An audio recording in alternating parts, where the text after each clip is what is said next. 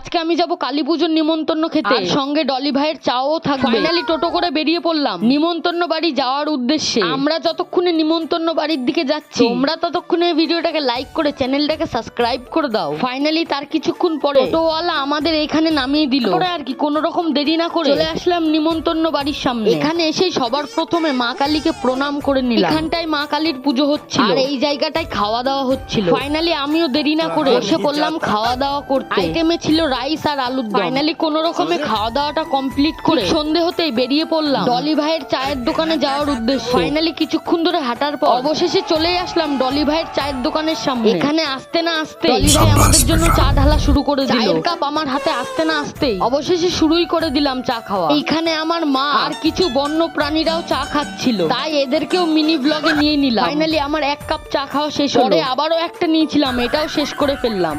तालियां होनी चाहिए यार हमारे